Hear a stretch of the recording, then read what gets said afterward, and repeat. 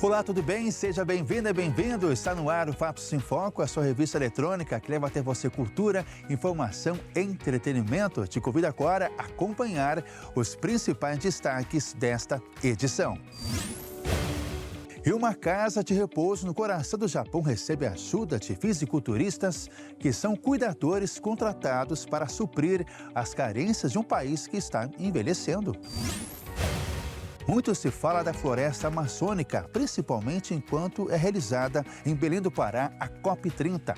Hoje vamos conhecer o trabalho de moradores que lutam para que suas comunidades não sejam esquecidas. E ainda você vai conhecer o treinamento dos cães do canil da Polícia Militar de Dourados, Mato Grosso do Sul, que são aliados no combate ao tráfico de drogas. Tudo isso e muito mais é que você acompanha a partir de agora no Fatos em Foco. E quase metade dos brasileiros não tem reserva financeira para imprevistos e a maioria enfrenta dificuldades para equilibrar as contas. E segundo uma pesquisa do Datafolha, está sendo cada dia mais difícil gastar apenas o salário do mês. O levantamento encomendado pela Planejar, a Associação Brasileira de Planejamento Financeiro, mostra que 84% dos entrevistados enfrentaram nos últimos 12 meses uma ou mais situações emergenciais, como atrasar o pagamento de contas, pedir dinheiro emprestado, recorrer a crédito ou ficar com o nome negativado. Foram ouvidas 2.000 pessoas em todas as regiões do país, das classes A, B e C com 18 anos ou mais. A pesquisa revela ainda que planejar os gastos mensais é uma prática recorrente para 64% dos brasileiros. Os entrevistados demonstraram controle do fluxo de caixa durante o mês, mas ainda há o que melhorar, e que têm dificuldade para honrar seus compromissos por não terem reservas. Entre os entrevistados, 46% dizem estar insatisfeitos com sua condição financeira atual, enquanto 38% se declaram neutros e 16% satisfeitos. Outro ponto identificado foi que a maioria enfrenta dificuldades para equilibrar as contas. 4 em cada 10 pessoas afirmam que conseguem pagar as despesas, mas não sobra dinheiro, e 19% diz que nem sempre consegue pagar tudo. O estudo também revela um descompasso entre o planejamento e a execução financeira. No último ano, 39% dos entrevistados gastaram mais do que receberam. O levantamento também indica dificuldade para aplicar o planejamento a objetivos de longo prazo. 43% dos entrevistados dizem não ter reserva de emergência, em sua maioria pertencentes à classe C, que representa 78%. A pesquisa mostra ainda que a busca por ajuda profissional é rara. 57% dizem não contar com auxílio para organizar as finanças, e só 2% afirmam já ter contratado um planejador financeiro, embora 49% consideram essa possibilidade. Um teste de sangue que é feito em pacientes do Sul, no Rio Grande do Sul, pode mostrar com mais de 95% de precisão o risco de um paciente ter Alzheimer. Um novo exame de sangue testado no Rio Grande do Sul mostra alta precisão para diagnóstico do Alzheimer. A tecnologia desenvolvida nos Estados Unidos foi validada por pesquisadores da Universidade Federal do Rio Grande do Sul e do Hospital de Clínicas de Porto Alegre, pela primeira vez em pacientes brasileiros atendidos pelo SUS. O teste apresentou 95% de precisão na detecção precoce da doença em pacientes atendidos pelo SUS aqui no estado. O diferencial é que o exame identifica alterações em uma proteína associada ao Alzheimer, muito antes dos sintomas se tornarem evidentes. Hoje, o diagnóstico costuma depender de exames caros e invasivos, como tomografias e punções lombares. Com a nova tecnologia, o acesso ao diagnóstico deve se tornar mais rápido, simples e acessível. Especialistas afirmam que descobrir a doença cedo permite iniciar tratamentos e mudanças de hábitos que ajudam a retardar o avanço dos sintomas. O estudo ainda está em fase de validação nacional, mas representa um importante avanço na área da saúde pública. O mau uso de medicamentos é perigoso para a saúde. Muitas vezes, as pessoas têm aquela famosa farmacinha em casa, uma caixinha com antitérmico, antialérgico e analgésico. Pois é, muitos têm o costume de se automedicar, mas saiba que há riscos e os problemas à saúde podem piorar. Quando ficam doentes, algumas pessoas recorrem à caixinha de remédios que têm em casa. Eu vejo como risco, mas porém a gente sente dor por causa do trabalho da gente, a gente vai lá e compra. A prática é mais comum quando a pessoa sente dor de cabeça, gripe, resfriado, dores musculares, febre e dor de barriga. Mas esse hábito de se automedicar representa um risco à saúde.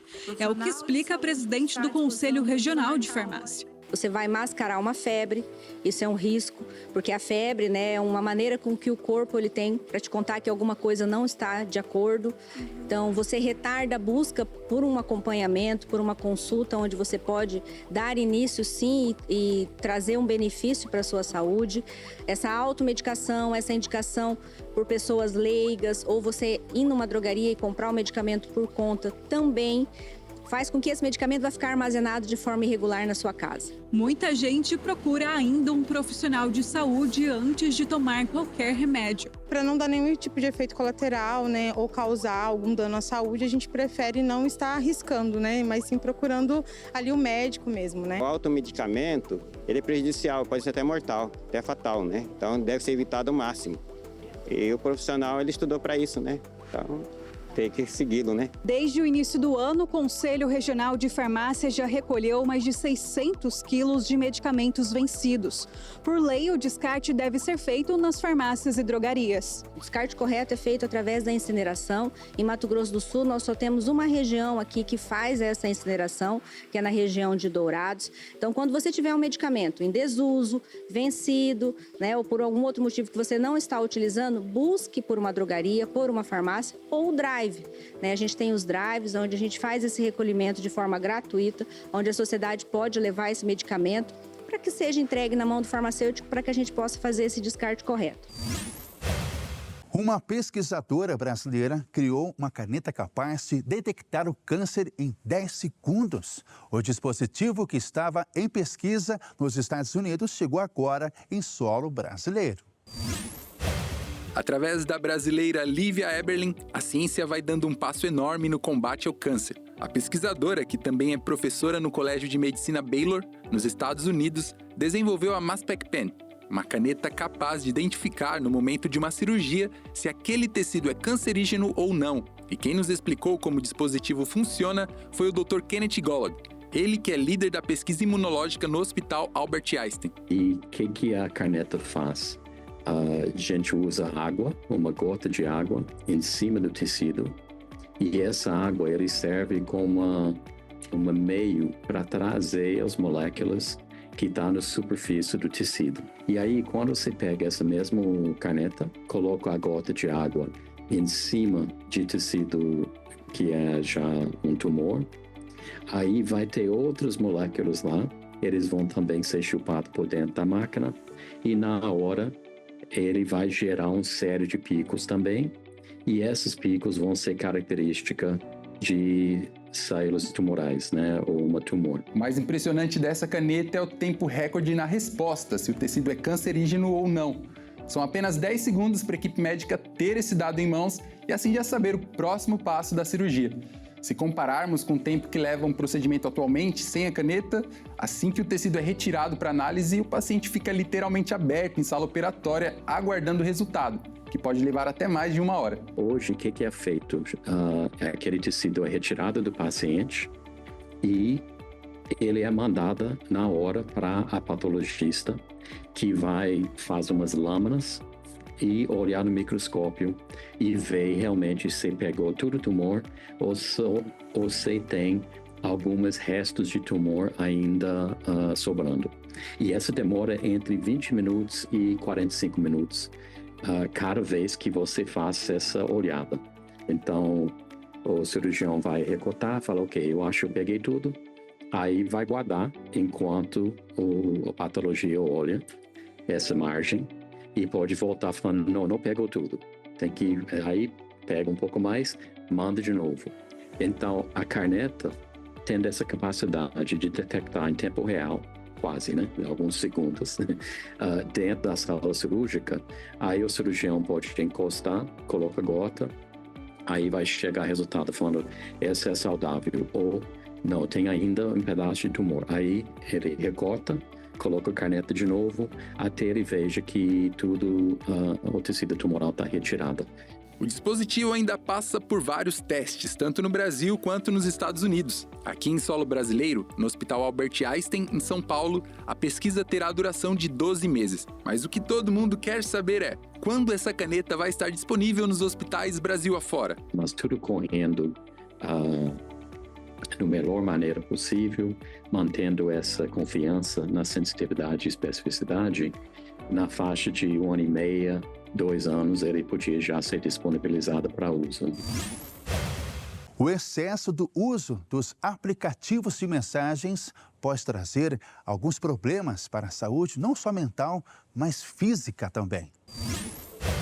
Stephanie não abandona o celular. Querendo ou não, a vida da gente que é agitado, tudo é celular. Você precisa falar com alguém, ligar para a mãe, comprar alguma coisa, tudo a gente está no celular, pesquisando, olhando, para entretenimento principalmente. Movimentos repetitivos que podem gerar uma condição cujo nome é difícil, a tenossinovite de De Quervain. Ela pode afetar até 70% das pessoas que digitam em excesso. Por isso, é apelidada de WhatsAppnite quando tem relação com o uso de celulares. WhatsAppnite é um nome informal que se dá hoje, né, corriqueiro, assim, um apelido, para uma síndrome que tem um nome bem complicado, que chama-se tenossinovite de De Quervain, que é uma inflamação nos tendões do polegar e que vão até passando um pouquinho o pulso, né? Esses tendões, eles fazem a abertura do polegar e a ida do polegar para trás. Então, quando eu faço esses movimentos, esses tendões estão em ação. E eles, numa sobrecarga, podem se inflamar. E aí, então, é a tendinite de De Quervain. Como a gente hoje usa muito o celular e principalmente usando os polegares, o que acontece é que tem uma sobrecarga maior, né, uma frequência, uma incidência maior pelo excesso do uso, uma inflamação, dor, né, e às vezes até limitação do movimento. De acordo com Valquíria Brunetti, todas as faixas etárias precisam estar atentas aos sintomas. Caso não tratada, outros problemas podem aparecer. A pessoa acaba tendo muita dificuldade de segurar uma jarra, às vezes segurar uma xícara, fechar um pote, abrir ou fechar uma torneira, uma maçaneta. E se não tratada, em casos muito intensos, a dor vai subindo. Ela pode pegar o antebraço, pode pegar o braço, e a pessoa, então, às vezes tem até uma sensação de perda de força por conta da dor.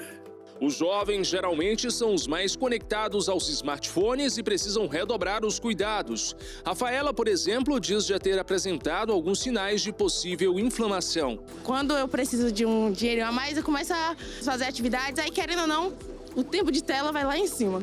Fica mais no celular mesmo, digitando? Sim, muito. Já sentiu alguma vez uma dor assim nessa região do polegar? Já. Aqui, ó, nessa parte assim. Meu Deus, é tenso demais, complicado. Sabia que isso tem nome e tem até um apelido, WhatsAppnite? Não sabia não, sério? Não sabia. Além do uso constante dos celulares, outras atividades do cotidiano podem contribuir para a inflamação. Os trabalhos manuais, né, o crochê, o tricô. Há anos atrás, o primeiro médico que se chamava De Quervain, Fritz De Quervain, ele descobriu por conta das lavadeiras que torciam muito a roupa, né? E há casos também que essa síndrome pode ser idiopática, ou seja, não se sabe a causa, mas elas acontecem e são intensificadas com o uso demasiado das mãos. Às vezes em questões pós-parto, doenças reumáticas como a gota e outras doenças também reumáticas podem ter mais propensão a causar a síndrome. Apresentou sintomas? Procure por um especialista para tratamento. É muito importante a gente ser atento ao nosso corpo, né? Então, eu fiz crochê, depois eu fiquei com dor. Eu vou diminuir um pouco a frequência, né? Eu digitei muito, eu tô com dor. Então, procure ver a causa, se você conseguir, e diminuir aquela atividade que ocasiona o gatilho. Continuou? Aí, então, é bom a gente ter, sim, uma orientação. O mercado de trabalho tem se mostrado cada vez mais desafiador para quem está começando. E mesmo com mais oportunidades, os jovens ainda buscam espaço, reconhecimento e perspectivas de futuro. Um estudo divulgado em abril deste ano pelo Ministério do Trabalho mostrou um aumento no número de jovens empregados. O Brasil tem 14,5 milhões de jovens ocupados e a taxa de desemprego caiu de 25,2% para 14,3%. A informalidade também diminuiu de 48% para 44%. Tem muitos jovens que eles procuram o primeiro emprego visando assim ajudar nos custos familiares. Outro ponto importante também é a profissionalização. Muitos jovens já muito cedo estão procurando se profissionalizar em profissões que são de sua escolha. E também os incentivos das empresas em relação à contratação desses jovens. Hoje a gente pode ver aí muitas empresas que estão contratando menores aprendizes no quadro de seus funcionários. Também a gente pode falar um outro lado que para a gente é um pouco até preocupante, que é a questão dos empregos informais, né? Porque os empregos informais, eles acabam criando um problema em relação às condições de trabalho, né? Que às vezes são precárias. A questão assim da profissionalização, que às vezes são empregos assim que não acaba prejudicando o desenvolvimento profissional desses jovens, né? E às vezes o que eles ganham também, né? Não condiz com o trabalho que eles realizam. Mesmo com o aumento do emprego entre os jovens, muitos ainda enfrentam falta de reconhecimento e incerteza sobre o futuro. Viemos até uma escola para saber o que os jovens pensam sobre o que o Brasil tem a oferecer para quem está começando agora. Entre desafios e oportunidades, os jovens entre 14 e 24 anos, faixa etária considerada pelo estudo, falam sobre o futuro de forma realista, mas demonstram interesse em mudar sua situação. Segundo a aluna Bianca, a unidade de ensino pode ajudar nessa preparação. A gente vê bastante coisa do que está acontecendo no mundo atual, tanto no mercado de trabalho quanto o que tem acontecido com o país, então eu acho que pode ajudar sim. A escola é vista como base. Os alunos destacam que, além do jovem aprendiz, programas do governo poderiam incentivar mais o aprendizado prático, ajudando a prepará-los para o mercado de trabalho. Principalmente a lei do jovem aprendiz, que ajuda muito nessa questão da inserção dentro do mercado de trabalho, né? Onde os jovens têm essa oportunidade de conseguir entrar e conseguir estudar. Acho que incentivar também os jovens, né, tanto nos estudos quanto a ingressar mesmo no mercado de trabalho. Mesmo com a rotina cheia, muitos jovens estudam e trabalham. Mas será que esse esforço tem sido valorizado? É muito difícil você encontrar jovens trabalhando como servente de pedreiro. Você geralmente vê jovens trabalhando com administração, com coisas mais fáceis. Muito difícil encontrar jovens nessa área que eu trabalho. Também existe preocupações em relação ao futuro. Eu quero estudar uma coisa que é muito difícil de conseguir atualmente, que seria a medicina. Então é isso que me preocupa com o meu futuro, não conseguir o que eu quero estudar, o que eu quero fazer, entendeu? O que eu mais gosto, que seria a medicina. O levantamento também revelou uma queda no número de jovens que não estudam e nem trabalham, chegando ao menor nível dos últimos 12 anos. Ao mesmo tempo que nós temos muita tecnologia, muita facilidade em muitos aspectos, muitas oportunidades, eu acredito que o jovem precisa entender que tem que ter uma perspectiva diferente de futuro, né? Ter uma visão maior sobre o que ele será, o que ele de fato quer ser. Eu acredito que hoje em dia os jovens se aproveitam um pouco de todas essas oportunidades e facilidades, mas não valorizam na medida que deveria ser valorizado. E há quem defenda que o país precisa agir agora para não deixar essa geração para trás. O Brasil, no sentido geral, os nossos governantes, né, criar leis que realmente prepare esse jovem com conteúdos mais dinâmicos, conteúdos mais atraentes, que tenham uma melhor preparação para o mercado de trabalho. Agora, respondendo à pergunta: o que os jovens acham que o Brasil tem a oferecer para quem está começando agora? Tem, porque não depende também só de políticas, enfim, mas também depende das pessoas. Então é preciso que as pessoas tenham maturidade, enfim. E acredito que com foco e com perseverança as pessoas conseguem se dar bem sim no futuro. E a educação hoje em dia também, se a pessoa se esforçar, ela consegue bem o que ela pretende ser no futuro.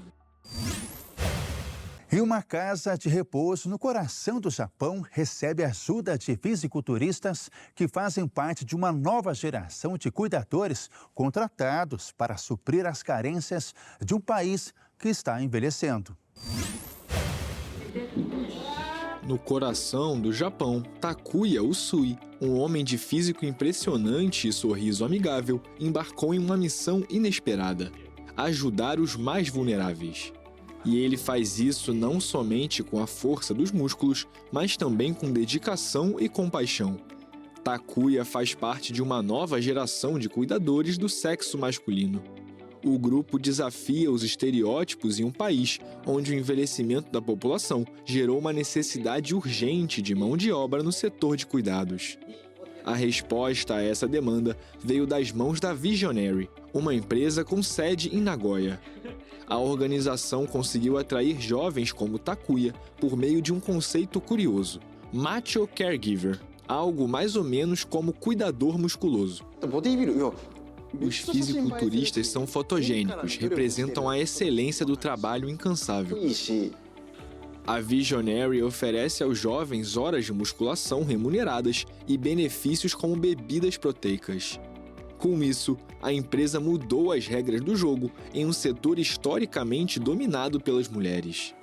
A abordagem atraiu homens de diversas áreas. Um deles foi Hokuto, que é fisiculturista profissional. Para ele, ser cuidador não é apenas uma oportunidade de trabalho, mas uma maneira de dar um propósito aos seus esforços. Quando trabalhava como oficial militar, comecei a treinar com pesos e a participar de competições. Ao conhecer a Visionary, fiquei atraído pela ideia de aplicar minha paixão pelo levantamento de peso, meus músculos, para contribuir de forma significativa para a sociedade. A relação entre cuidadores e pacientes vai além do físico. É um vínculo profundo que transforma vidas. E os marombeiros que antes só pensavam em levantar peso, hoje têm na academia não só uma fonte de músculos, mas também uma nova paixão: ajudar o próximo. Como você pode ver, ela não consegue usar bem as mãos, mas ela não desiste. Ela usa a boca em vez disso. Essa capacidade de adaptação e inventividade me inspiram profundamente. O Ministério do Trabalho japonês estima um déficit de 570 mil cuidadores até 2040, devido aos salários baixos que não compensam a demanda física da profissão. Os homens tendem a deixar o setor para as mulheres, maioria na casa dos 40 anos, que ocupam mais de 70% das posições em casas de repouso no Japão. E a reciclagem no Brasil passa por momentos bem distintos. Quando o assunto é vidro, sobram investimentos e, consequentemente, lucro. Mas no caso do plástico, pouca gente sabe que nem 10% do que é jogado no lixo pode ser reaproveitado. E o setor precisa se readaptar.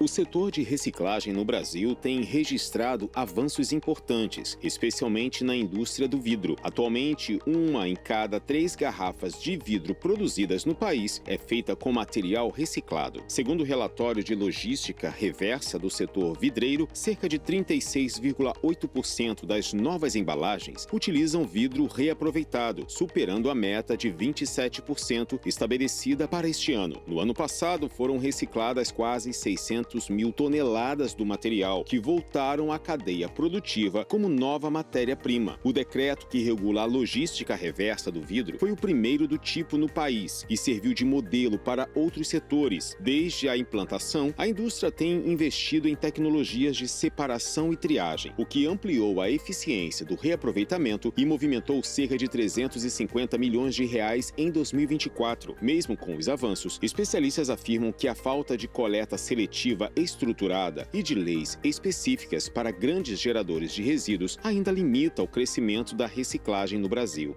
Por outro lado, o cenário do plástico é mais preocupante. Apesar de a maior parte do lixo produzido ser composta por embalagens plásticas, muitas delas não possuem reciclabilidade, ou seja, não podem ser reaproveitadas de forma prática ou economicamente viável. Itens como embalagens metalizadas de remédios e garrafas coloridas são exemplos de materiais que, mesmo recicláveis na teoria, acabam descartados em aterros ou no meio ambiente. Segundo a ONU, apenas 9% de todo o plástico produzido no mundo foi efetivamente reciclado. No Brasil, a taxa de reciclagem do PET, usado em garrafas de refrigerante e água, é de cerca de 53%. Os especialistas defendem que políticas mais rígidas e a responsabilidade compartilhada entre governo, empresas e consumidores são fundamentais para reduzir o impacto ambiental e ampliar o ciclo sustentável desses materiais. De acordo com eles, o desafio está em alinhar inovação e responsabilidade. Enquanto o vidro dá sinais de avanço, o plástico ainda é o maior gargalo da reciclagem moderna. A aposta em tecnologias acessíveis e na conscientização da população pode ser o caminho para transformar o lixo em oportunidade e impulsionar a economia circular no país. As mudanças climáticas provocam muita destruição com tempestades carregadas de raios e vendavais. E quando não chove, o prejuízo é causado pela seca. Além das mortes, a combinação dos dois estados causa o que os cientistas chamam de eco-ansiedade. É o mal para a saúde mental das pessoas. A pesquisa ouviu 10 mil respondentes maiores de 16 anos de todas as regiões do país. 3 em cada 4 brasileiros dizem já ter vivenciado as consequências diretas de algum evento climático extremo, como queimadas, enchentes, tempestades ou ondas de calor. E 42% afirmam que as mudanças climáticas já tiveram ou têm impacto em sua saúde mental. Nervosismo e preocupação intensa ao pensar nas mudanças climáticas e os riscos para os seres humanos é o que caracteriza a chamada eco-ansiedade. A ansiedade ambiental não é considerada uma doença. Ela é acompanhada pela sensação de impotência por não haver ferramentas suficientes para enfrentar ou reduzir esses riscos ambientais. Trata-se de uma reação individual à gravidade da crise climática. De acordo com os pesquisadores, as mudanças climáticas não se trata apenas de uma questão ambiental, mas também humana e social. Quando uma família perde a casa em um desastre ou quando uma chuva mais forte desperta o medo de perder o pouco que tem, isso também afeta o equilíbrio mental. O estudo também constatou o público que mais é afetado.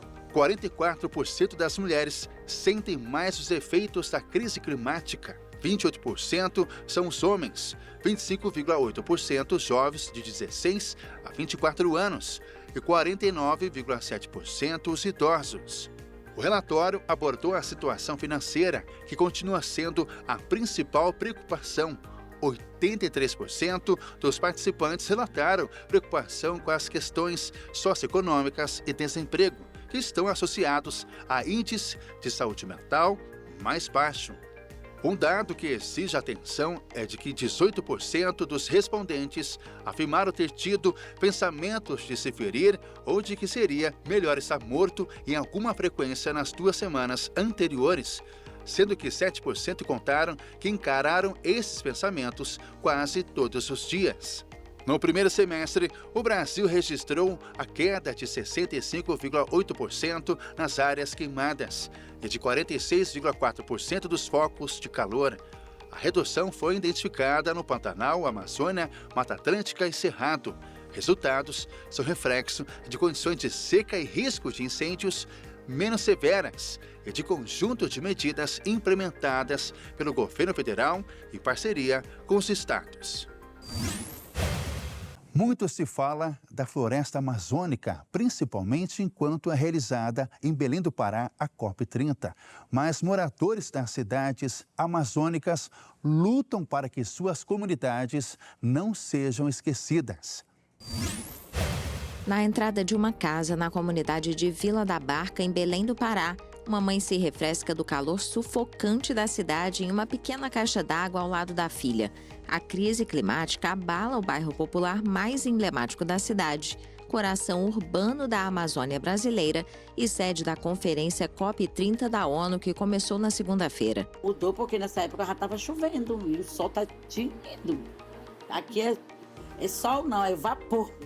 Quando chove, já vê aquele vapor de cima. Mudou muito. Mas a poucos minutos do centro de negociações, que reúne delegações do mundo todo, os moradores desta favela de palafitas lutam contra o esquecimento das cidades amazônicas. Preservar o meio ambiente, preservar as florestas, mas ninguém está falando em preservar quem mora abaixo da copa das árvores.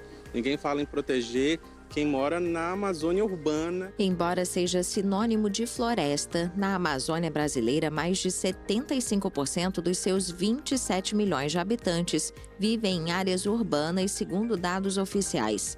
Na capital paraense, mais da metade vive em favelas, um recorde entre as 27 capitais do país. Belém é também uma das capitais com menos árvores do Brasil, um paradoxo entre os milhões de hectares de floresta amazônica que a cercam. Fundada há quase um século por pescadores e colada à zona mais cara da cidade, cerca de 7.000 pessoas vivem na Vila da Barca, a maioria na miséria. Suas casas de madeira estão erguidas sobre lama, lixo e entulho. Saudade da gente morar em cima da palafita.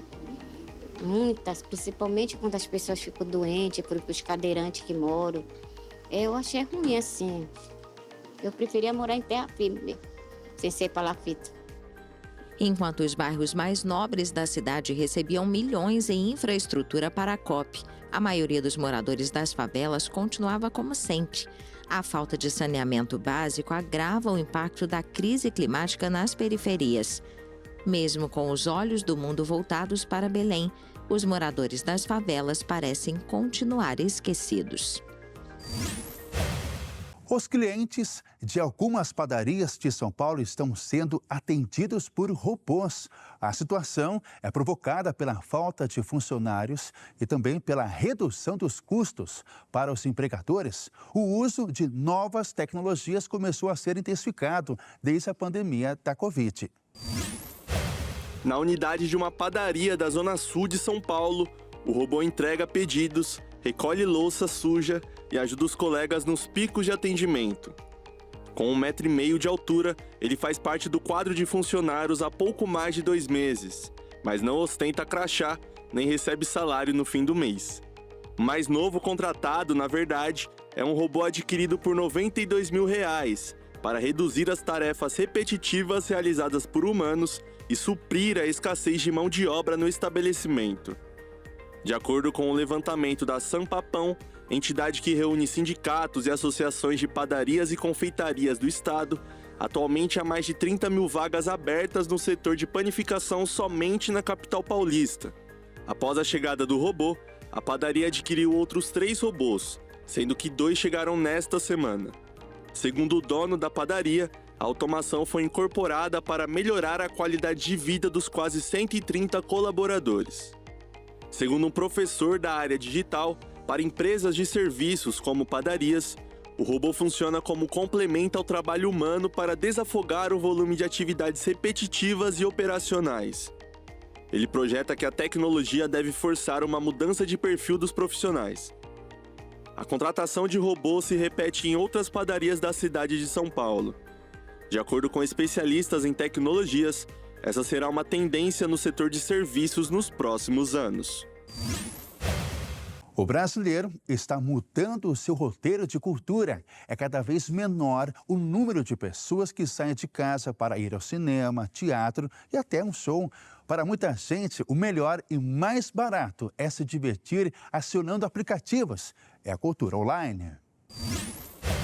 Uma pesquisa recente do Observatório da Fundação Itaú revelou que o brasileiro tem preferido o consumo de atividades culturais pela internet. De acordo com o levantamento Hábitos Culturais, 90% dos entrevistados afirmaram ter realizado alguma atividade cultural online nos últimos 12 meses. Entre as práticas mais comuns estão ouvir música, assistir a filmes e séries em plataformas de streaming, além de acompanhar podcasts. O percentual de quem consome cultura à distância é maior do que o de pessoas que participam de atividades presenciais, que soma 84%. O estudo mostra que 4 das 5 atividades culturais mais realizadas no país são digitais, o que indica uma mudança significativa no comportamento do público. Segundo os pesquisadores, o avanço das plataformas de streaming e o fácil acesso à internet tornaram o consumo de cultura mais prático e acessível. Além disso, o ambiente online oferece comodidade, flexibilidade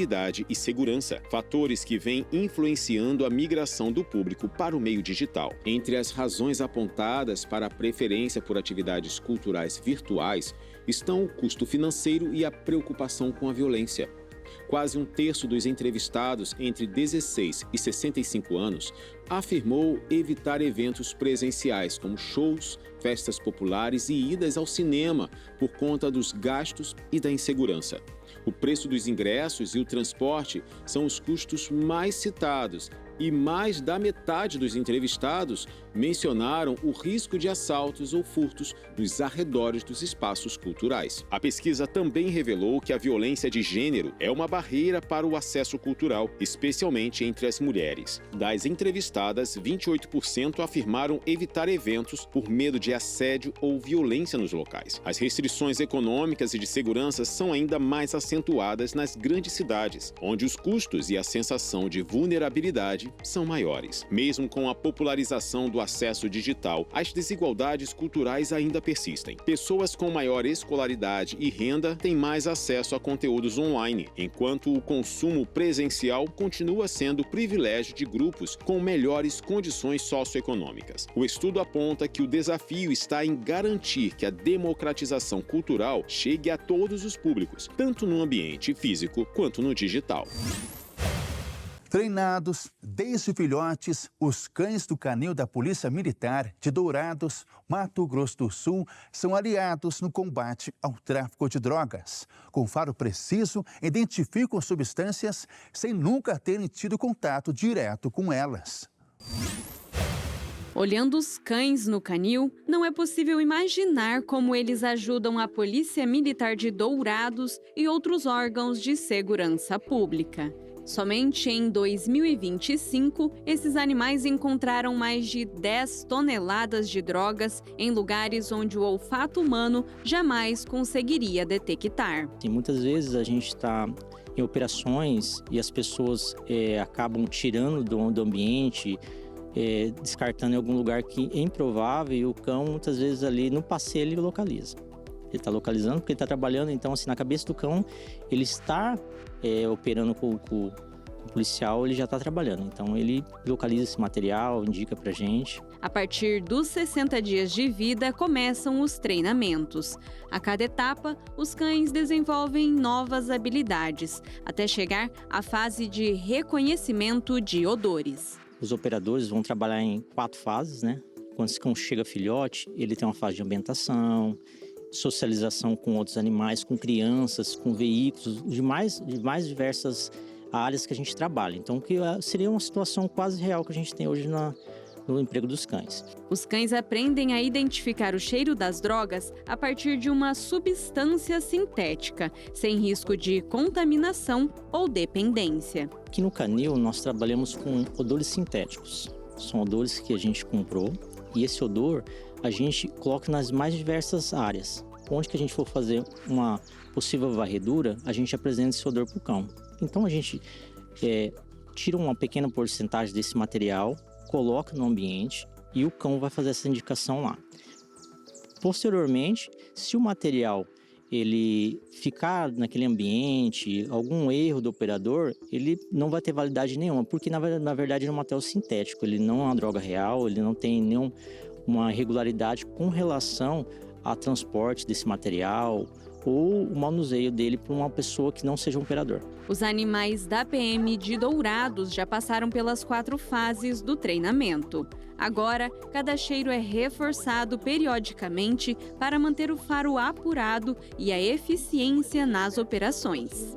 Se a equipe, porventura, tiver interesse de fazer um treinamento dentro da área do batalhão, a gente vai montar um ponto e vai fazer esse treinamento. Caso a equipe tenha alguma ocorrência, alguma situação de diligência, a gente vai empregar o cachorro na situação real para ver se realmente tem algum ilícito nesse ambiente.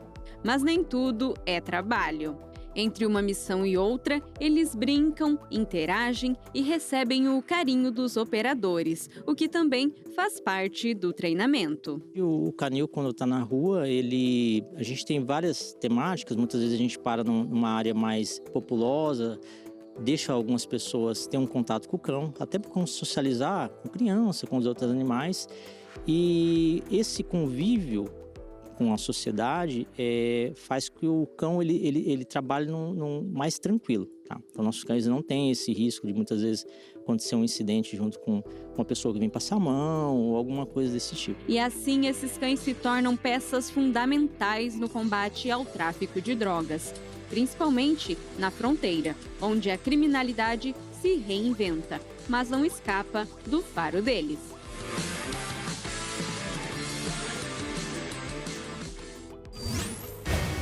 E o Fatos em Foco fica por aqui. Para rever as reportagens dessa edição, acompanhe as nossas redes sociais.